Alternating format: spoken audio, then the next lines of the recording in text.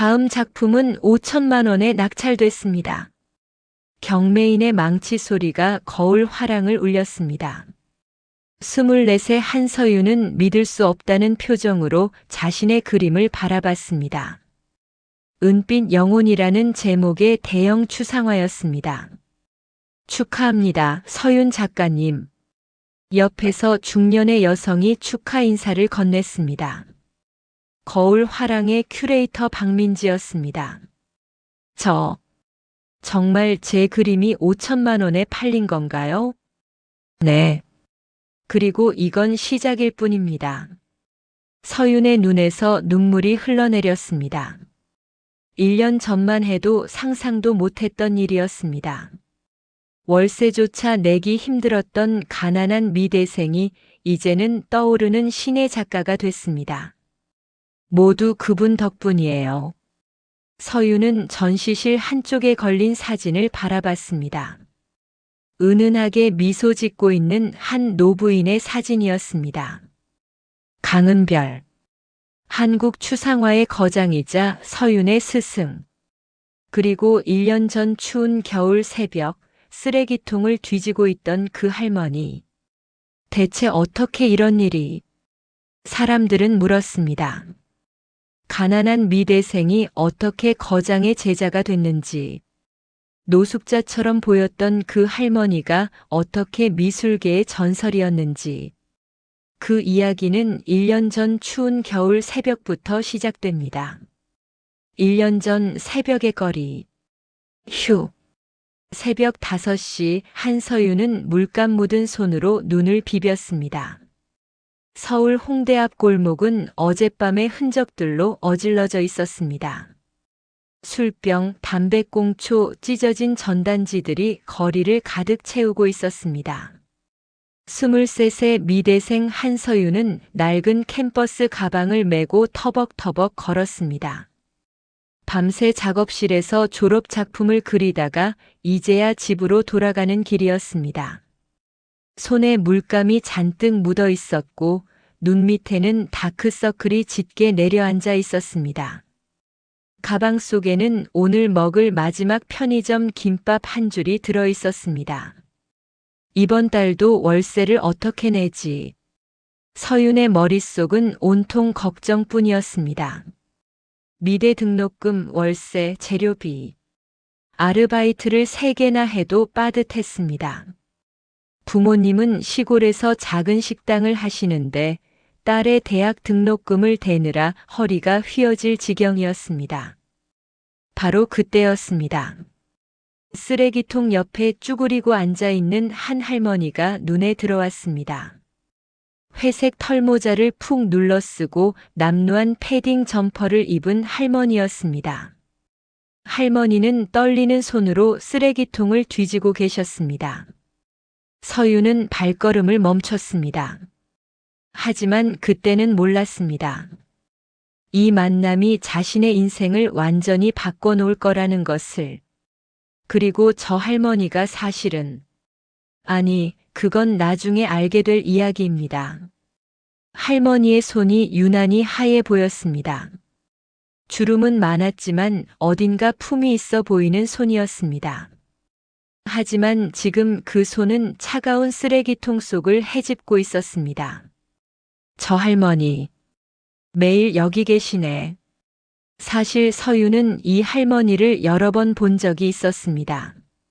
새벽마다 작업실을 오갈 때면 이 골목에서 폐지를 줍고 계셨습니다.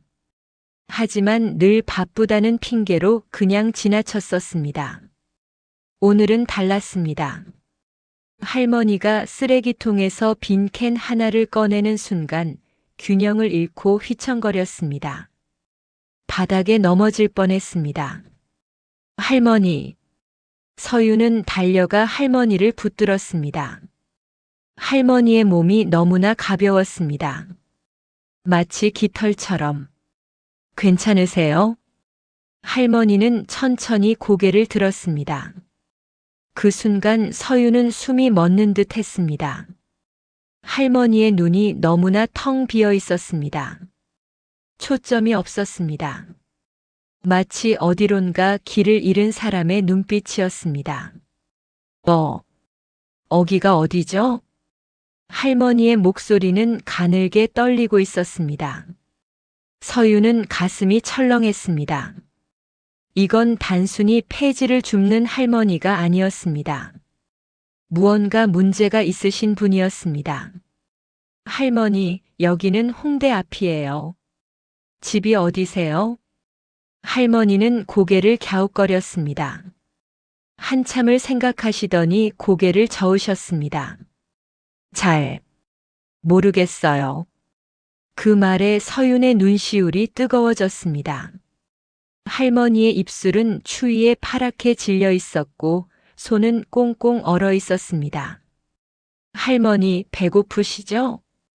서윤은 가방에서 편의점 김밥을 꺼냈습니다. 오늘 자신이 먹을 유일한 식사였지만 망설임 없이 할머니께 건넸습니다. 이거 드세요. 할머니는 멍하니 김밥을 바라보셨습니다. 그리고 떨리는 손으로 받아 드셨습니다. 고마워요. 할머니의 목소리에 눈물이 섞여 있었습니다. 서유는 할머니 옆에 쭈그리고 앉았습니다. 차가운 바닥이었지만 신경 쓰이지 않았습니다. 할머니가 김밥을 드시는 동안 옆에서 지켜봤습니다. 할머니는 천천히, 아주 천천히 김밥을 드셨습니다. 마치 오랜만에 제대로 된 음식을 먹는 것처럼. 할머니, 언제부터 여기 계셨어요? 할머니는 고개를 갸웃거렸습니다. 글쎄요. 기억이 안 나요. 서유는 할머니의 옷차림을 자세히 살펴봤습니다. 남루했지만 원단이 좋아 보였습니다. 털모자도 캐시미어 같았습니다. 목에 두른 스카프는 더러워졌지만 명품 브랜드의 패턴이 희미하게 보였습니다. 이 할머니, 원래는 잘 사셨던 분 같은데. 서윤의 가슴이 아팠습니다. 대체 무슨 일이 있었던 걸까요? 왜 이렇게 거리를 헤매고 계신 걸까요? 할머니, 저랑 같이 가실래요? 따뜻한 곳으로요. 할머니는 불안한 눈빛으로 서윤을 바라봤습니다. 어디로요? 일단 편의점이요. 거기서 따뜻한 거 드시고 제가 경찰서에 연락드려 볼게요. 가족분들 찾아드려야죠. 할머니는 경찰서라는 단어에 움찔했습니다. 고개를 세차게 저으셨습니다. 싫어요. 경찰서는 무서워요. 서유는 난처했습니다. 하지만 강제로 끌고 갈 수는 없었습니다. 그럼, 할머니, 제가 매일 여기 올게요. 매일 아침 이 시간에 여기서 만나요. 제가 밥 챙겨드릴게요. 왜 그런 말이 나왔는지 서윤도 알 수 없었습니다. 자신도 먹고 살기 빠듯한데. 하지만 이 할머니를 그냥 둘 수가 없었습니다. 할머니의 눈에 생기가 돌았습니다. 정말요? 네, 약속해요. 할머니는 처음으로 미소를 지으셨습니다. 주름 가득한 얼굴에 피어난 미소는 아름다웠습니다. 그날부터 서윤의 새벽은 달라졌습니다. 다음 날 새벽 서윤은 약속 장소에 나갔습니다. 손에는 편의점에서 산 도시락 2개가 들려 있었습니다. 어제 아르바이트로 번 돈의 절반이 들어간 도시락이었습니다. 할머니는 같은 자리에 계셨습니다. 쓰레기통 옆 벤치에 쭈그리고 앉아서 무언가를 기다리고 계셨습니다. 할머니가 고개를 들었습니다. 서윤을 보자 환한 미소를 지으셨습니다. 정말 왔구나. 당연히 와야죠. 약속했잖아요. 두 사람은 나란히 앉아 아침을 먹었습니다. 추운 새벽 공기 속에서 따뜻한 밥을 먹으니 마음까지 따뜻해졌습니다. 할머니 이름이 뭐예요? 할머니는 한참을 생각하셨습니다. 이름이 기억이 나지 않는 듯 했습니다. 할머니의 표정이 어두워졌습니다. 괜찮아요. 천천히 생각하세요. 그럼 제가 할머니 이름 지어드릴게요. 어떠세요? 그래 주겠니? 할머니 눈이 참 예쁘세요. 달빛처럼 은은하게 빛나요. 그래서 은빛 할머니는 어때요? 할머니가 웃으셨습니다. 그날 이후로 서유는 할머니를 은빛 할머니라고 불렀습니다. 일주일이 지나고 매일 아침 만남은 계속됐습니다. 서유는 작업실에서 밤을 새우고 새벽에 은빛 할머니를 만났습니다. 때로는 김밥을, 때로는 도시락을, 때로는 따뜻한 우동을 사들고 왔습니다. 할머니와 이야기를 나누면서 서유는 조금씩 알아갔습니다. 은빛 할머니는 기억을 잃으셨지만 가끔씩 단편적인 기억들이 떠올랐습니다. 내가 그림을 좋아했던 것 같아. 어느 날 할머니가 말씀하셨습니다. 그림요? 응. 색깔들이 춤추는 걸 보는 게 좋았어. 붉은색, 푸른색, 노란색. 할머니의 눈빛이 잠시 또렷해졌습니다. 서유는 가슴이 뛰었습니다. 자신과 비슷한 감성을 가진 분이셨던 것 같았습니다.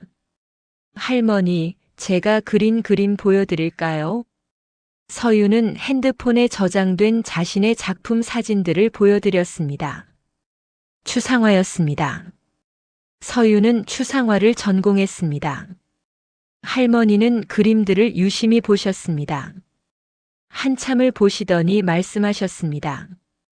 여기 이 부분, 파란색이 조금 더 진했으면 좋겠구나. 그리고 여기 붓터치는 더 거칠게. 서유는 깜짝 놀랐습니다. 할머니의 지적이 정확했습니다. 자신도 막연하게 느꼈던 부분이었습니다. 할머니, 혹시 예전에 그림 그리셨어요? 할머니는 고개를 갸웃거렸습니다.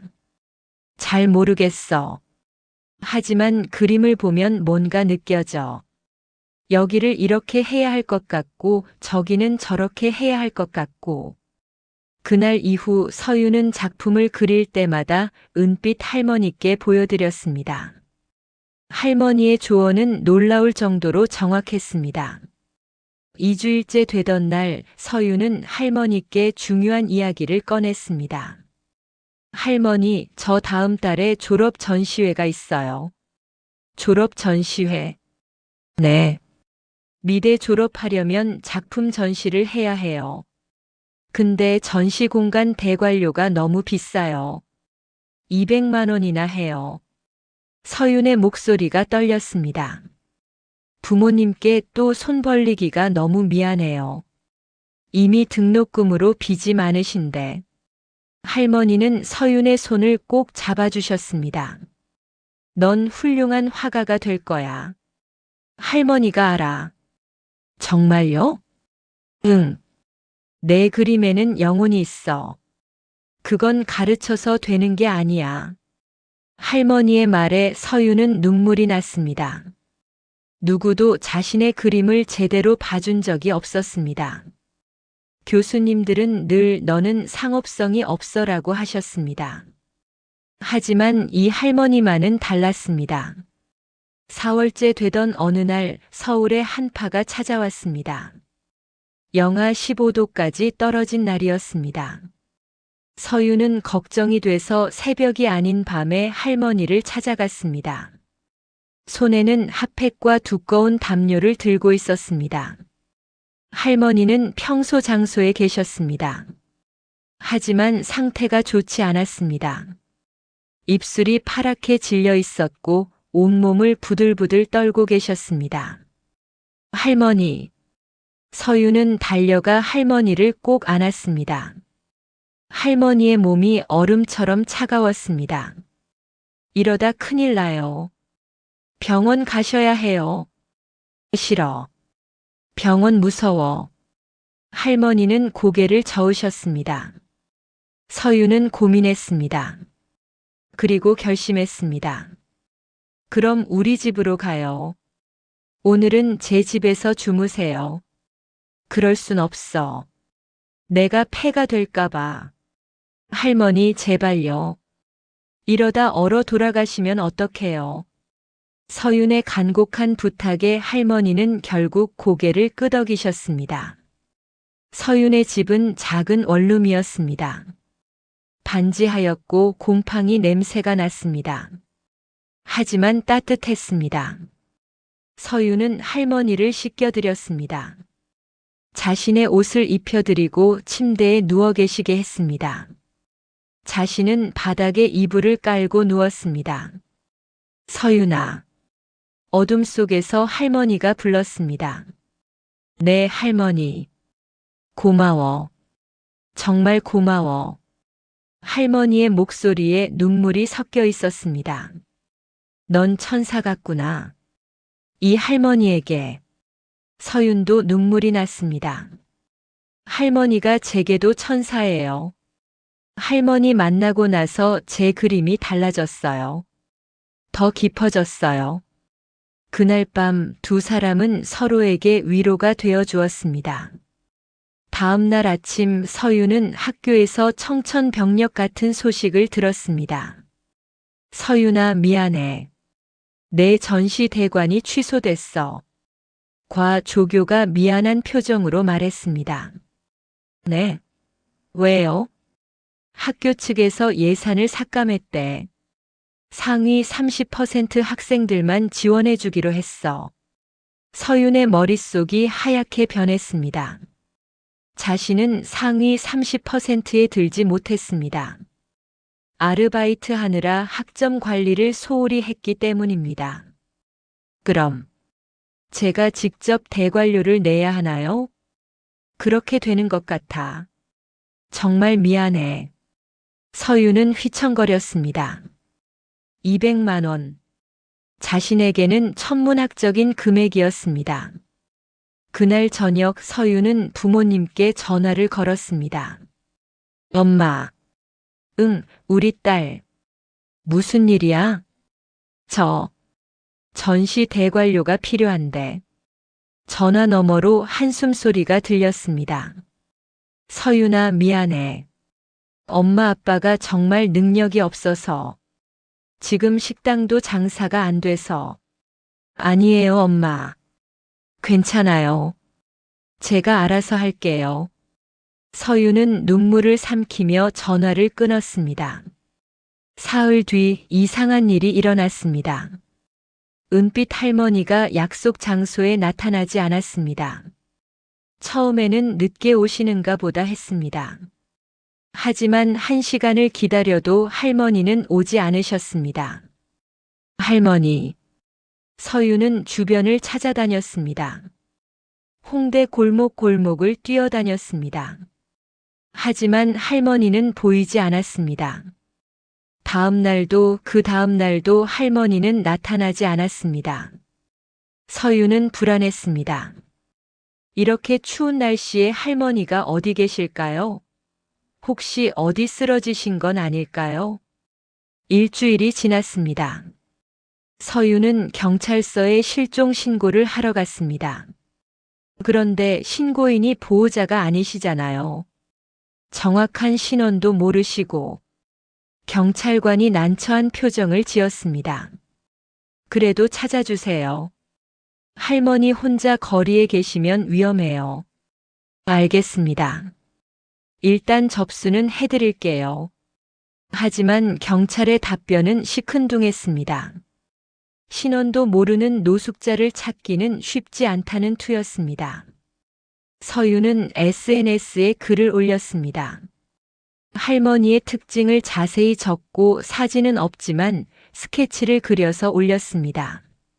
제발 누군가 봤으면. 하지만 며칠이 지나도 연락은 없었습니다. 서윤은 매일 새벽 그 골목에 나갔습니다. 혹시라도 할머니가 돌아오실까봐. 동시에 졸업 작품도 완성해야 했습니다. 전시 공간은 없었지만 그림만큼은 완성하고 싶었습니다. 서유는 그동안 할머니와 나눴던 대화를 떠올리며 그림을 그렸습니다. 할머니가 해주셨던 조언들, 할머니의 눈빛, 할머니의 미소, 모든 것이 서윤의 붓에 담겼습니다. 그림의 제목은 은빛 영혼이었습니다. 캠퍼스 가득 은은한 은빛이 흐르고 있었습니다. 추상화였지만 그 속에서 할머니의 모습이 느껴졌습니다.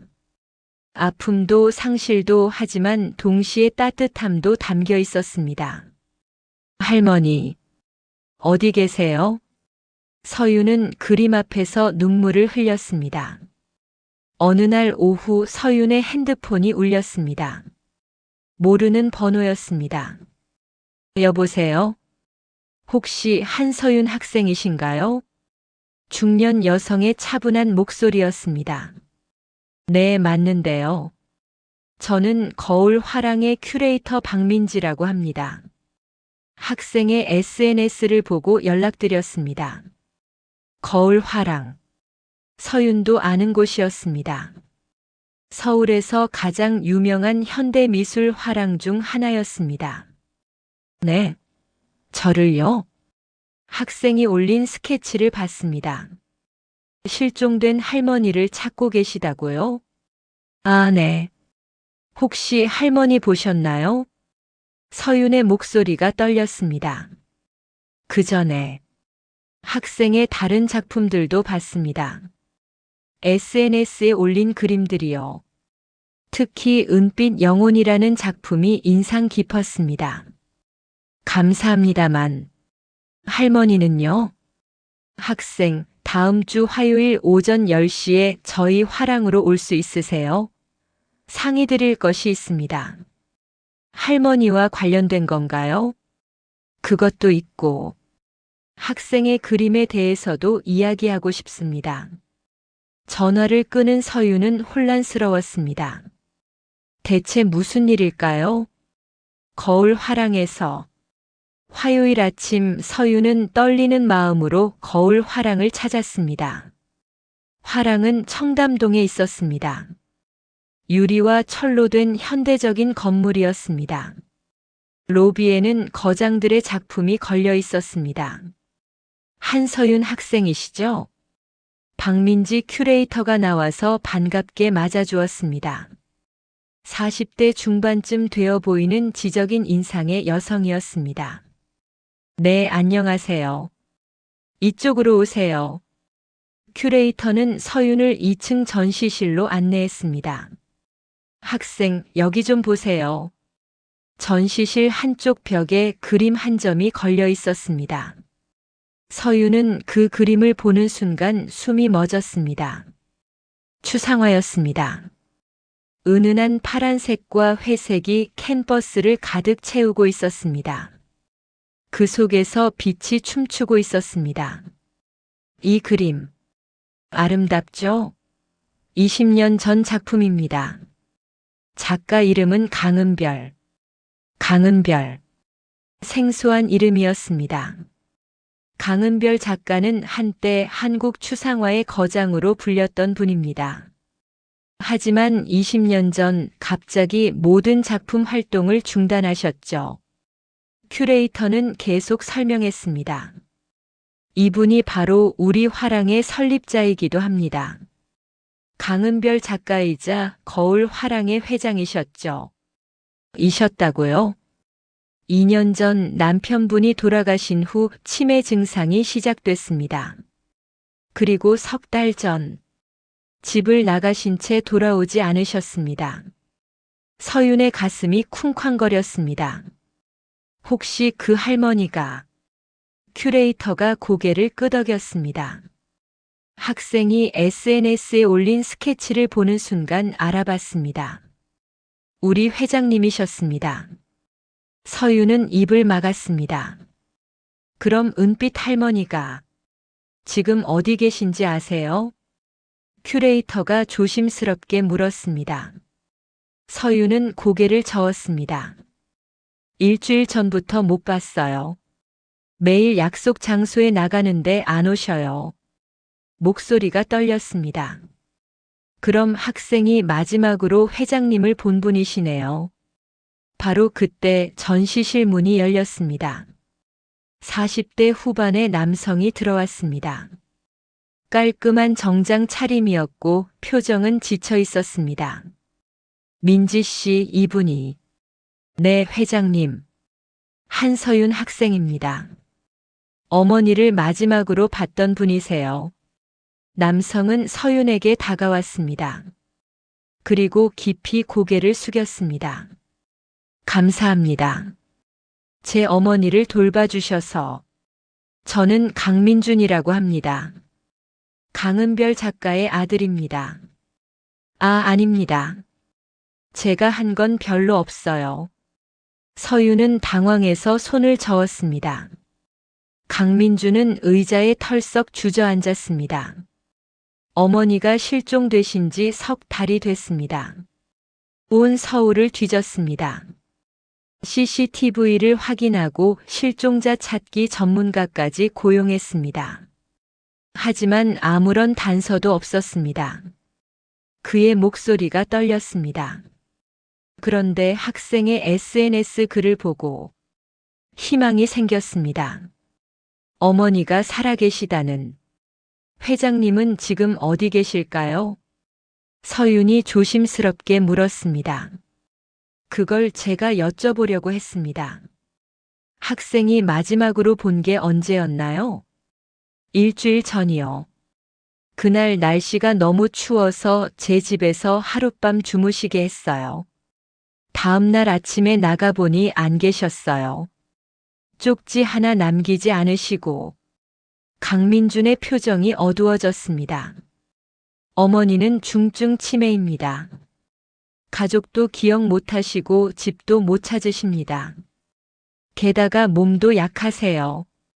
그날부터 서윤은 강민준, 박민지 큐레이터와 함께 홍대 일대를 샅샅이 뒤졌습니다. 쪽방촌도 가보고 무료 급식소도 가보고 노숙자 쉼터도 다 찾아가 봤습니다. 하지만 강은별 회장은 어디에도 없었습니다. 사흘째 되던 날 저녁 지친 몸을 이끌고 서윤은 처음 할머니를 만났던 그 골목으로 갔습니다. 새벽처럼 조용한 골목이었습니다. 서윤은 벤치에 앉았습니다. 할머니와 함께 밥을 먹던 바로 그 벤치였습니다. 할머니, 어디 계세요?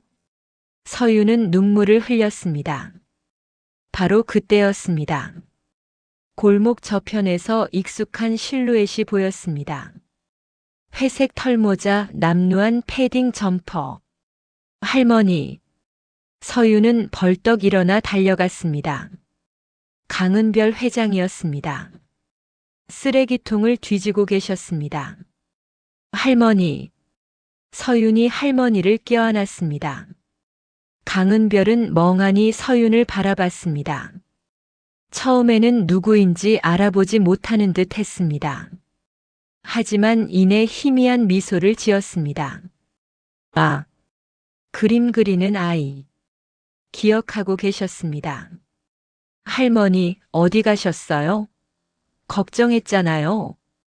미안해. 나 길을 잃었어. 할머니의 옷은 더 남루해져 있었습니다.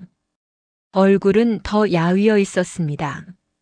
서윤은 즉시 강민준에게 전화를 걸었습니다. 찾았어요. 회장님 찾았어요. 30분 후 검은색 승용차가 골목에 멈춰 섰습니다. 강민준이 급하게 차에서 내렸습니다. 뒤따라 50대 여성도 내렸습니다. 아마도 강민준의 아내인 듯 했습니다. 어머니. 강민준은 어머니에게 달려갔습니다. 강은별은 아들을 멍하니 바라봤습니다. 당신은 누구죠? 그 말에 강민준의 눈에서 눈물이 흘러내렸습니다. 어머니, 저예요. 민준이요. 아들이요. 강은별은 고개를 갸웃거렸습니다. 한참을 아들의 얼굴을 들여다보셨습니다. 그리고 천천히 손을 뻗어 아들의 얼굴을 만지셨습니다. 민준이, 우리 민준이. 희미한 기억이 돌아오는 듯 했습니다. 네, 어머니. 저예요. 강민주는 어머니를 꼭 껴안았습니다. 석 달 만에 재회였습니다. 어머니, 집에 가요. 이제 집에 가요. 강은별은 저항하지 않았습니다. 아들의 품에 안긴 채 조용히 눈물을 흘렸습니다. 차에 타기 전 강은별은 서윤을 돌아봤습니다. 그림 그리는 아이. 네, 할머니. 고마워. 정말 고마워. 그렇게 할머니는 떠났습니다. 서윤은 그 자리에 서서 차가 사라질 때까지 지켜봤습니다. 일주일 후 서윤에게 다시 연락이 왔습니다. 서윤 학생, 거울 화랑으로 와주실 수 있으세요? 박민지 큐레이터였습니다. 회장님이 학생을 찾으십니다. 서윤은 다시 화랑을 찾았습니다. 이번엔 3층 회장실로 안내됐습니다. 회장실은 넓고 밝았습니다. 창밖으로 서울 시내가 한눈에 들어왔습니다. 강은별 회장이 소파에 앉아 계셨습니다. 일주일 전과는 완전히 다른 모습이었습니다. 깨끗한 옷을 입고 계셨고 머리도 단정하게 빗어 올리셨습니다. 무엇보다 눈빛이 조금 더 또렷해 보였습니다. 어서 오너라. 강은별이 따뜻하게 미소 지었습니다. 안녕하세요, 회장님. 서윤은 어색하게 인사했습니다. 거리에서 만났던 은빛 할머니와 지금 앞에 계신 강은별 회장이 같은 분이라는 게 실감나지 않았습니다. 앉거라. 민준이 차 좀 가져오너라. 아들 강민준이 직접 차를 내왔습니다. 서윤 학생, 정말 감사합니다. 어머니를 살려주셔서. 아니에요. 저는 당연한 일을 했을 뿐이에요. 강은별이 서윤의 손을 잡았습니다. 아니야. 넌 특별한 아이야. 요즘 세상에 이렇게 따뜻한 마음을 가진 젊은이가 얼마나 되겠니? 강은별은 잠시 창밖을 바라봤습니다. 내가 거리에 있을 때 수많은 사람들이 나를 스쳐 지나갔어. 아무도 거들떠보지 않았지. 나는 투명 인간이었어. 목소리가 떨렸습니다. 하지만 넌 달랐어. 넌 나를 사람으로 봐줬어. 밥을 나눠주고 따뜻하게 대해주고 심지어 내 집에까지 데려갔잖니. 회장님. 그래서 내가 너에게 보답하고 싶구나. 강은별은 박민지 큐레이터에게 눈짓했습니다. 큐레이터가 서류 봉투를 가져왔습니다. 이게 뭐예요? 서윤이 물었습니다. 열어봐. 서윤은 떨리는 손으로 봉투를 열었습니다. 안에는 계약서가 들어 있었습니다. 거울 화랑 신인작가 전속 계약서. 이건 내 졸업 전시를 우리 화랑에서 하렴. 비용은 우리가 다 댈게. 아니, 비용뿐만 아니라 홍보도 우리가 하마. 서윤은 믿을 수가 없었습니다. 저 같은 신인이 거울 화랑에서 전시를요? 왜 안 돼? 넌 재능이 있어.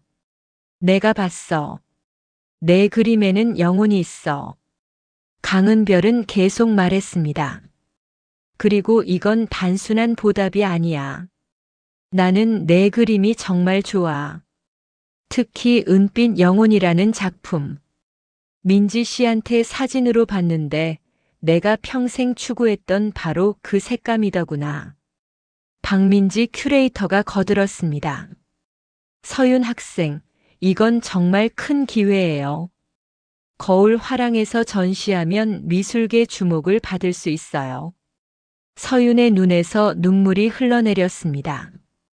감사합니다. 정말 감사합니다. 울지 마. 이건 내가 받아 마땅한 거야. 강은별이 서윤의 손을 꼭 잡았습니다. 넌 나에게 삶을 돌려줬어. 나도 너에게 꿈을 이룰 기회를 주고 싶구나. 그날부터 서윤의 삶은 완전히 달라졌습니다. 거울 화랑의 전폭적인 지원 아래 졸업 전시를 준비하게 됐습니다. 작업실도 제공받았습니다. 화랑 건물 2층에 있는 넓고 밝은 공간이었습니다. 재료비 걱정도 없었습니다. 필요한 캔버스, 물감, 분 모두 화랑에서 지원해줬습니다. 무엇보다 강은별 회장이 직접 조언을 해주셨습니다. 여기 이 부분 노란색을 조금 더 따뜻하게 해보렴. 이 붓터치는 더 과감하게. 두려워하지 마. 회장님의 조언은 정확했습니다. 치매가 있으셨지만 그림 앞에서만큼은 또렷하셨습니다. 어느 날 작업실에서 함께 그림을 보며 회장님이 말씀하셨습니다. 서윤아, 너는 내가 잃어버렸던 것을 가지고 있구나. 무엇을요? 순수함. 그림에 대한 순수한 사랑. 회장님은 창밖을 바라보셨습니다. 나도 너만 했을 때는 그랬어. 그림이 좋아서 그리고 싶어서 그렸지. 하지만 유명해지고 나니 그림이 상품이 됐어. 팔리는 그림을 그려야 했고 평론가들이 좋아하는 그림을 그려야 했지. 목소리에 쓸쓸함이 묻어났습니다. 그러다 보니 내가 왜 그림을 그렸는지 잊어버렸어. 결국 붓을 놨지. 20년 전에. 그럼 지금은요? 다시 그리고 싶으세요? 회장님은 고개를 저으셨습니다. 이젠 늦었어. 손도 떨리고 기억도 희미하고. 하지만 너를 보면서 대리만족을 느낀단다. 내가 못다 이룬 꿈을 이뤄주는 것 같아. 서윤은 회장님의 손을 꼭 잡았습니다. 회장님, 저 정말 열심히 할게요. 회장님께 누가 되지 않도록요. 누가 되긴. 넌 이미 내게 가장 큰 선물을 줬어. 2달 후 드디어 전시회 개막일이 찾아왔습니다. 한서윤 개인전 은빛 영혼. 거울 화랑 2층 전시실에 서윤의 작품 25점이 걸렸습니다. 모두 추상화였습니다. 하지만 각각의 그림마다 이야기가 있었습니다. 중앙에는 대표작 은빛 영혼이 걸렸습니다. 가로 3m, 세로 2m의 대형 캔버스였습니다.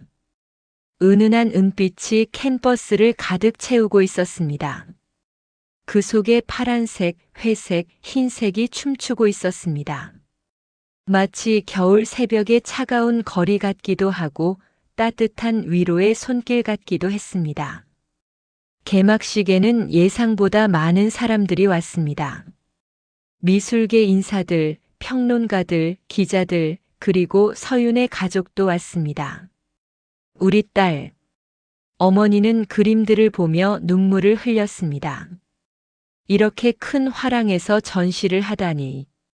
엄마, 아빠 고생하셨어요. 저를 믿고 지원해 주셔서 감사해요. 서윤의 아버지는 말없이 딸의 어깨를 토닥였습니다. 강은별 회장도 오셨습니다. 아들 강민준과 함께였습니다. 회장님은 은빛 영혼 앞에 오래 서 계셨습니다. 아름답구나. 작은 목소리였지만 서윤은 들었습니다. 회장님, 제 그림 어때요? 완벽해. 내가 나를 본 그대로구나. 차가움 속의 따뜻함, 절망 속의 희망. 회장님의 눈에서 눈물이 흘러내렸습니다. 고마워, 서윤아. 나를 이렇게 아름답게 기억해줘서. 개막식이 시작됐습니다. 박민지 큐레이터가 마이크를 잡았습니다.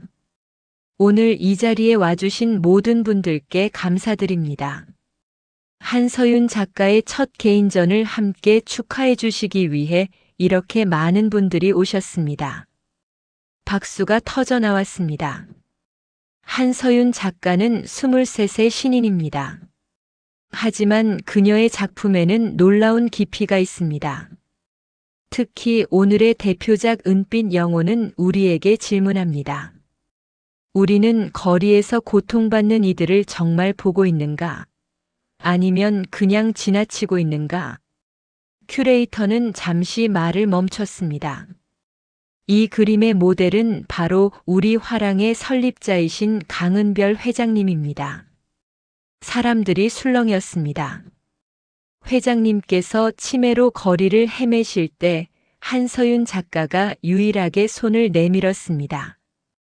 자신도 어려운 처지였지만 회장님께 밥을 나눠드리고 보살펴드렸습니다. 박수가 쏟아졌습니다.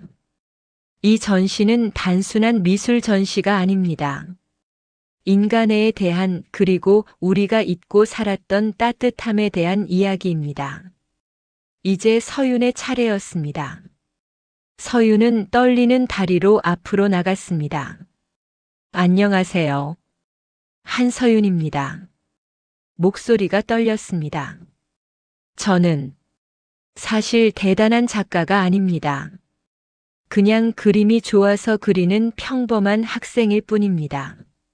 서윤은 은빛 영혼을 바라봤습니다. 이 그림은 제가 만난 한 분에 대한 이야기입니다. 추운 새벽 거리에서 떨고 계신 할머니를 만났습니다. 처음에는 그냥 불쌍해서 도와드렸습니다. 서윤의 눈에 눈물이 고였습니다. 하지만 함께 시간을 보내면서 깨달았습니다. 제가 할머니를 도운 게 아니라 할머니가 저를 도우신 거였습니다. 할머니는 제게 진짜 그림이 무엇인지 가르쳐 주셨습니다. 기교가 아니라 마음으로 그리는 것을요. 서윤은 강은별 회장을 바라봤습니다. 회장님 감사합니다. 제 인생의 스승이 되어 주셔서요. 강은별 회장이 일어나셨습니다. 천천히 서윤에게 걸어오셨습니다. 그리고 서윤을 꼭 껴안으셨습니다. 고마워, 우리 서윤이.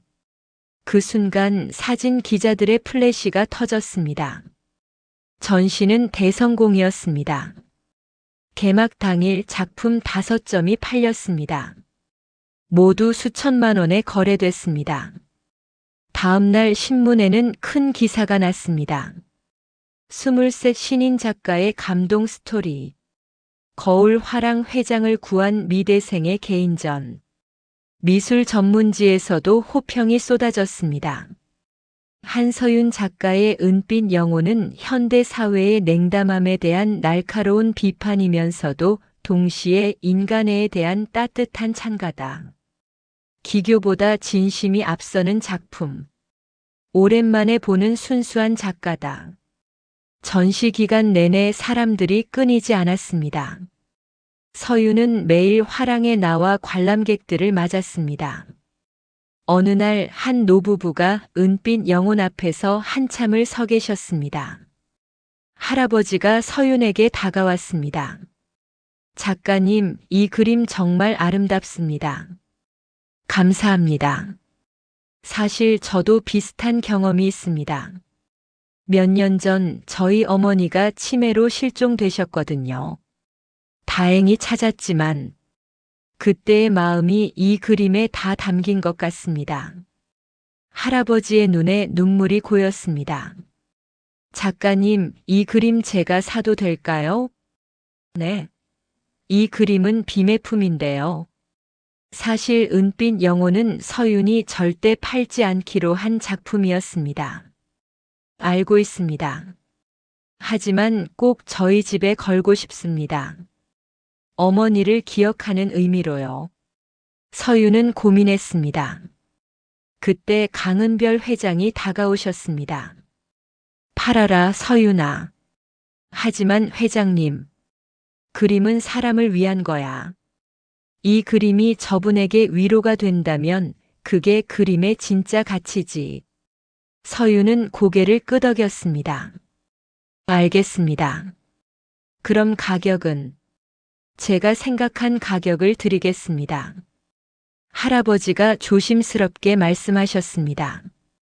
결국 은빛 영혼은 5천만 원에 판매됐습니다. 서윤은 믿을 수 없었습니다. 자신의 첫 작품이 5천만 원에 팔리다니. 전시가 끝나고 1년이 흘렀습니다. 서윤은 이제 떠오르는 신의 작가로 인정받고 있었습니다.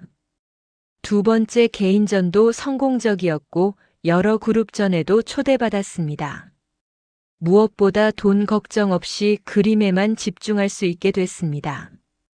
부모님의 빚도 다 갚아드렸습니다. 시골 식당도 새로 단장했습니다. 우리 딸 덕분이야. 어머니는 전화할 때마다 그렇게 말씀하셨습니다. 하지만 서윤에게 가장 소중한 것은 따로 있었습니다. 강은별 회장과의 인연이었습니다. 서윤은 일주일에 한 번씩 회장님을 찾아뵀습니다. 회장님 댁은 평창동에 있었습니다. 정원이 아름다운 저택이었습니다. 서윤이 왔구나. 회장님은 늘 반갑게 맞아주셨습니다. 함께 차를 마시고 그림 이야기를 나눴습니다. 때로는 함께 미술관에 가기도 했습니다. 회장님의 치매는 조금씩 진행되고 있었습니다. 어떤 날은 서윤을 알아보시고 어떤 날은 낯선 사람처럼 대하셨습니다. 하지만 서윤은 개의치 않았습니다. 그저 함께 시간을 보내는 것만으로도 행복했습니다. 어느 봄날 강민준 관장이 서윤을 찾아왔습니다. 서윤 작가님, 제안이 하나 있습니다. 무슨 제안이신데요? 어머니께서 예전에 그리셨던 작품들이 저희 집 창고에 많이 있습니다. 20년간 공개되지 않았던 작품들이죠. 서윤은 귀를 기울였습니다. 이 작품들로 회고전을 열까 합니다. 강은별 작가 회고전이요. 좋은 생각이신 것 같아요. 그런데 어머니 혼자의 전시로는 아쉬울 것 같습니다. 그래서 서윤 작가님과 함께 스승과 제자전으로 기획하면 어떨까 싶습니다. 서윤은 깜짝 놀랐습니다. 저는 제자가 아닌데요. 아니십니다. 어머니께서 늘 그러세요. 서윤이가 자신의 마지막 제자라고요. 자신이 못다 이룬 꿈을 이어갈 사람이라고. 서윤의 눈시울이 뜨거워졌습니다. 영광입니다. 기꺼이 함께 하겠습니다. 그날부터 서윤은 강민준 관장과 함께 회고전을 준비했습니다. 강은별 회장의 집 창고에는 정말 많은 작품들이 있었습니다. 먼지를 뒤집어 쓴 채 오랜 세월 잊혀져 있었습니다. 서윤은 한 점 한 점 꺼내며 감탄했습니다. 모두 걸작이었습니다. 은은한 색감, 섬세한 붓터치, 그리고 무엇보다 깊은 감성이 담겨 있었습니다. 이렇게 훌륭한 작품들이 왜 공개되지 않았을까요? 서윤이 물었습니다. 강민주는 한숨을 쉬었습니다. 어머니는 완벽주의자셨어요. 자신의 작품에 만족하지 못하셨죠. 그리고 아버지가 돌아가시고 나서는 더 이상 그림을 그릴 이유를 잃으신 것 같았어요. 아버지요? 네. 아버지는 어머니의 가장 큰 후원자셨어요. 어머니가 그림을 그릴 수 있도록 모든 것을 지원해 주셨죠. 그런 분이 떠나시니 어머니는 붓을 놓으셨어요. 서윤은 그림들을 다시 바라봤습니다. 이 그림들 속에는 사랑이 담겨 있었습니다. 돌아가신 남편에 대한 사랑, 그림에 대한 사랑. 이 작품들을 꼭 세상에 보여드려야 해요. 서윤이 단호하게 말했습니다. 회장님의 진짜 마음을 사람들이 알아야 합니다. 회고전 준비가 한창이던 어느 날 서윤은 회장님 댁을 방문했습니다. 회장님은 정원에 앉아 계셨습니다. 봄볕이 따사로웠습니다. 회장님, 오늘 날씨 좋네요. 서윤이 다가가 인사했습니다. 회장님은 서윤을 보더니 방긋 웃으셨습니다. 오늘은 알아보시는 날인 듯 했습니다. 서윤이구나. 어서 와. 회장님, 좋은 소식이 있어요.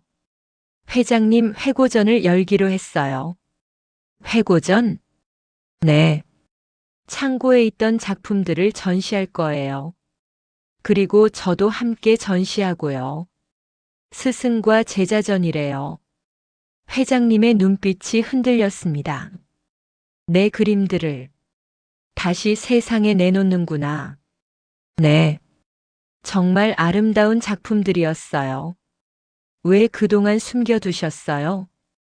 회장님은 먼 곳을 바라보셨습니다. 자신이 없었어. 내 그림이 사람들에게 감동을 줄 수 있을지. 그리고 당신 남편이 없는데 내가 무슨 그림을 그리겠니? 목소리가 떨렸습니다. 하지만 회장님 그림은 정말 아름다워요. 특히 겨울 정원이라는 작품 보는 순간 눈물이 났어요. 겨울 정원. 아, 그 그림. 남편이 마지막으로 봤던 풍경이지. 회장님의 눈에서 눈물이 흘러내렸습니다. 남편과 마지막으로 함께 산책했던 정원. 눈이 내리고 있었어. 하얗게. 서유는 회장님의 손을 꼭 잡았습니다. 회장님, 한 가지 부탁드려도 될까요? 뭐지? 이번 전시에 새 작품을 하나만 더해주세요. 회장님이 직접 그리시는 거예요. 회장님은 고개를 저으셨습니다. 이제는 못 그려. 손도 떨리고 기억도 흐릿하고. 괜찮아요. 제가 도와드릴게요. 함께 그려요. 서유는 다음 방문 때 캔버스와 물감을 가져왔습니다. 처음에 회장님은 망설이셨습니다. 붓을 드는 손이 떨렸습니다. 무엇을 그려야 할지 모르겠구나. 회장님이 지금 보고 싶은 것을 그리세요. 회장님은 눈을 감으셨습니다. 한참을 생각하시더니 천천히 붓을 들었습니다. 파란색을 캔버스에 칠하셨습니다. 떨리는 손이었지만 붓터치는 확신에 차 있었습니다. 그 다음은 회색, 그리고 흰색. 서유는 옆에서 지켜봤습니다. 회장님이 필요로 하실 때만 붓을 건넸습니다. 2시간 동안 그림이 완성됐습니다. 캔버스에는 한 남자의 뒷모습이 그려져 있었습니다. 정원을 거닐고 있는 모습이었습니다.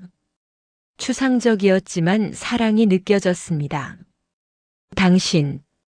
회장님은 그림을 보며 눈물을 흘렸습니다. 보고 싶었어. 정말 보고 싶었어. 서윤도 함께 울었습니다. 그림의 제목은 당신을 기다리며였습니다. 석 달 후 거울 화랑에서 강은별 한서윤 2인전 이어지는 영혼이 열렸습니다. 1층에는 강은별 회장의 작품 50점이 걸렸습니다. 20년간 공개되지 않았던 작품들이었습니다. 2층에는 서윤의 신작 30점이 전시됐습니다. 그리고 가운데 특별 전시실에는 2사람이 함께 작업한 작품들이 놓였습니다. 회장님의 마지막 작품 당신을 기다리며도 그곳에 있었습니다. 개막식 날 엄청난 인파가 몰렸습니다. 미술계는 물론이고 일반 시민들도 많이 왔습니다. 뉴스에서 2사람의 이야기를 보도했기 때문입니다. 거리에서 만난 스승과 제자, 치매 화가를 구한 미대생 함께 전시회 열다. 강은별 회장도 오셨습니다. 휠체어를 타고 계셨습니다. 건강이 많이 안 좋아지셨습니다. 하지만 전시장에 들어서는 순간 회장님의 눈빛이 살아났습니다. 자신의 작품들을 하나하나 바라보셨습니다. 내가 이런 그림을 그렸구나. 감탄하는 목소리였습니다. 서유는 회장님의 휠체어를 밀며 함께 전시장을 돌았습니다. 당신을 기다리며 앞에 섰을 때 회장님은 한참을 말이 없으셨습니다. 고마워, 서유나. 무엇이요? 나에게 다시 붓을 쥐게 해줘서. 마지막으로 당신을 그릴 수 있게 해줘서. 회장님, 내 인생에서 가장 행복했던 순간이 2번 있었어. 첫 번째는 당신을 만났을 때, 2번째는 너를 만났을 때야. 서유는 눈물을 참을 수 없었습니다. 개막식에서 강민준 관장이 마이크를 잡았습니다. 오늘 이 자리에 와주신 모든 분들께 감사드립니다. 특별한 인연으로 맺어진 2 작가의 전시를 함께 축하해 주시기 위해 이렇게 오셨습니다. 박수가 터졌습니다. 제 어머니 강은별은 한국 추상화의 선구자였습니다. 하지만 20년간 침묵했습니다. 그 침묵을 깬 것은 한 젊은 작가의 따뜻한 손길이었습니다. 관장은 서윤을 바라봤습니다. 한서윤 작가는 어머니에게 단순히 생명을 구해준 것이 아닙니다. 잃어버렸던 삶의 의미를, 그림에 대한 사랑을 되찾게 해주었습니다. 이제 서윤의 차례였습니다. 서윤은 떨리는 마음으로 앞으로 나갔습니다. 안녕하세요. 한서윤입니다. 목소리는 더 이상 떨리지 않았습니다. 1년 전보다 훨씬 당당했습니다. 저는 2년 전 겨울 추운 골목에서 한 할머니를 만났습니다. 그때 저는 몰랐습니다. 그분이 제 인생의 스승이 되실 거라는 걸. 서유는 강은별 회장을 바라봤습니다. 회장님은 제게 많은 것을 가르쳐 주셨습니다. 그림 기법도 가르쳐 주셨지만 그보다 중요한 것을 배웠습니다. 진정한 예술은 기교가 아니라 마음에서 나온다는 것을요. 회장님이 미소 지으셨습니다. 그리고 이번 전시를 준비하면서 또 하나 배웠습니다. 사랑하는 사람을 위해 그린 그림이 가장 아름답다는 것을요. 서유는 당신을 기다리며를 가리켰습니다.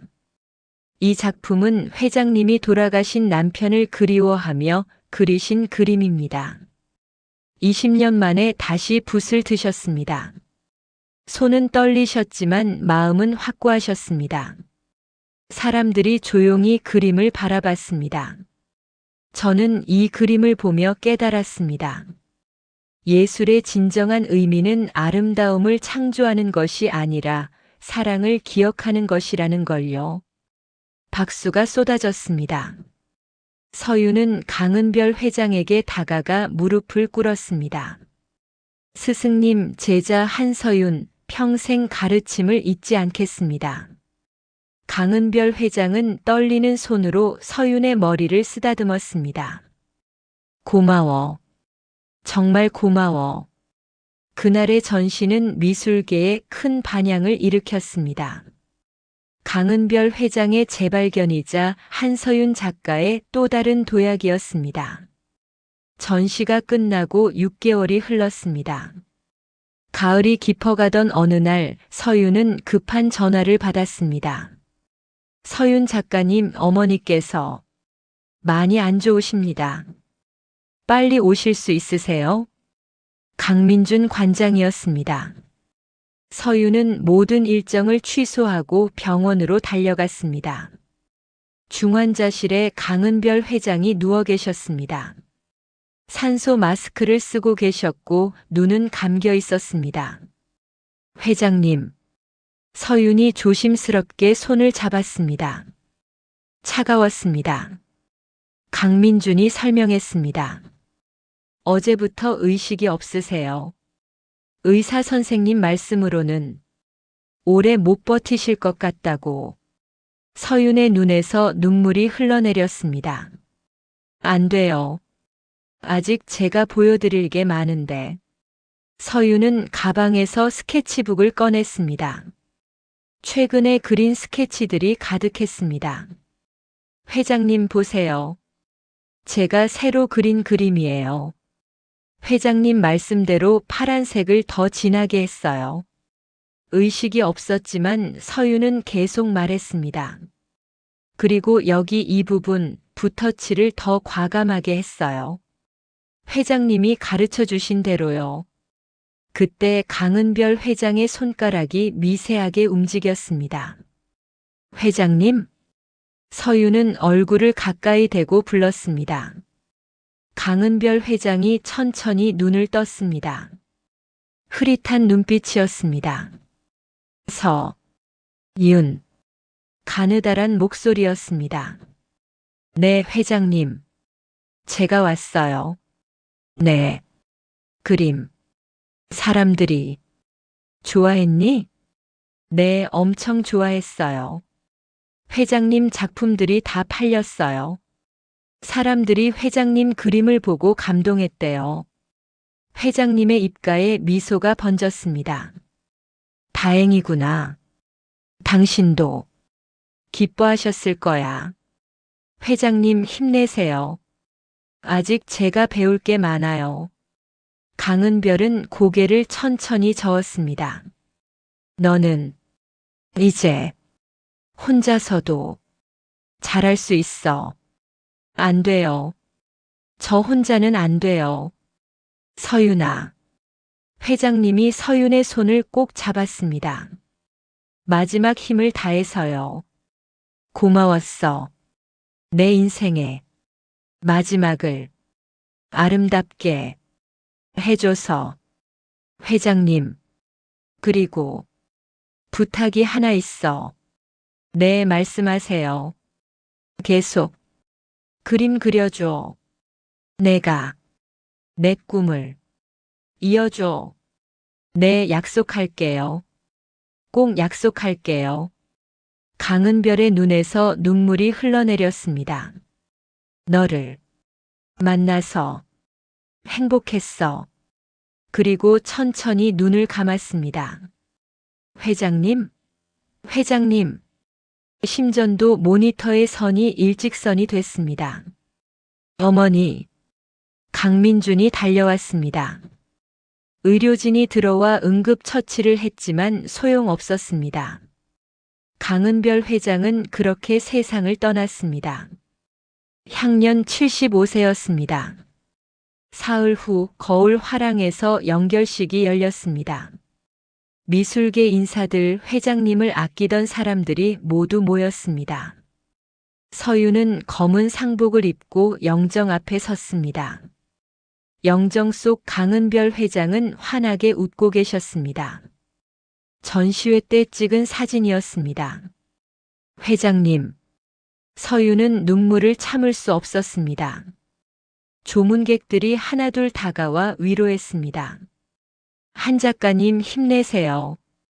회장님께서 한 작가님을 정말 자랑스러워 하셨어요. 장례식이 끝나고 서윤은 혼자 전시실에 올라갔습니다.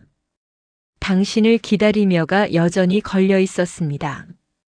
서윤은 그림 앞에 주저앉았습니다. 회장님, 이제 남편분을 만나셨죠? 보고 싶었던 그분을. 눈물이 계속 흘러내렸습니다. 저 약속 지킬게요. 계속 그림 그릴게요. 회장님이 가르쳐 주신 것들 절대 잊지 않을게요. 그때 누군가 서윤의 어깨에 손을 얹었습니다. 강민준 관장이었습니다. 서윤 작가님, 어머니께서 이걸 남기셨어요. 편지 한 통을 건넸습니다. 봉투에는 서윤에게라고 적혀 있었습니다. 떨리는 손으로 편지를 열었습니다.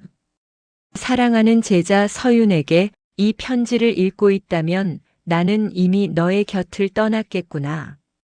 슬퍼하지 마라. 나는 행복했단다. 너를 만난 그 겨울 새벽, 나는 모든 것을 잃었다고 생각했어. 기억도 가족도 나 자신조차 잃어버렸지. 하지만 너는 나를 찾아줬어. 진짜 나를 말이야. 그림을 사랑하는 나. 사람을 사랑하는 나. 삶을 사랑하는 나. 너 덕분에 나는 다시 붓을 들 수 있었어. 20년 만에 당신을 그릴 수 있었어. 그것만으로도 내 인생은 완성됐단다. 서윤아, 부디 계속 그림을 그려다오. 기교에 속지 말고 유행에 흔들리지 말고 내 마음이 시키는 대로 그려다오. 그림은 마음이란다. 기술이 아니라 진심이란다. 너는 그것을 알고 있는 몇 안 되는 화가야. 나는 이제 남편에게 간다.